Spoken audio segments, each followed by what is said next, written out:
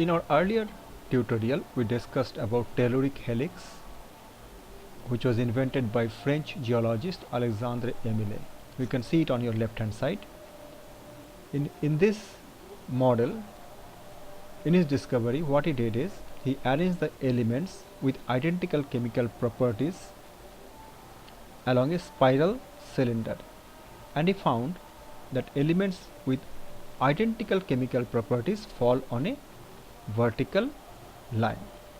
Like lithium, sodium, potassium has identical chemical properties and they are on a vertical line. Like beryllium, magnesium, calcium having identical chemical properties and they fall on a vertical line. Similarly, boron and carbon, like that. So this was quite an interesting observation, but it had certain drawbacks. First of all, for many of his elements he used geological terms and not the chemical terms. Also, some of the components in his spiral helix, the telluric helix, were compounds and not elements.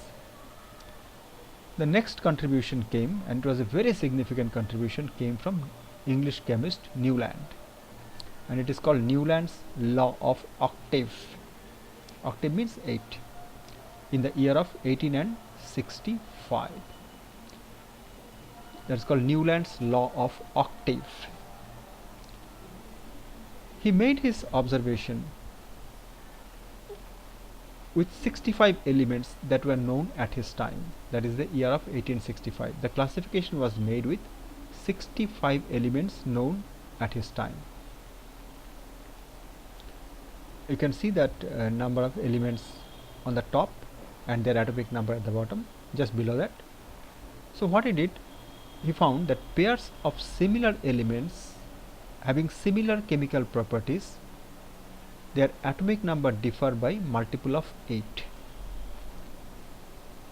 That means he is arranging the elements in the ascending order of their atomic weight, like hydrogen, then lithium, then beryllium, then boron, then carbon, nitrogen, oxygen, fluorine, like that.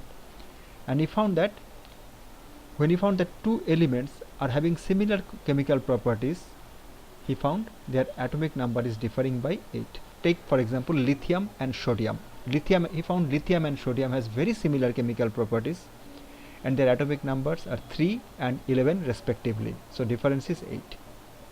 He found beryllium has very similar chemical properties with magnesium and their atomic numbers are respectively 4 and 12 respectively. Difference is 8.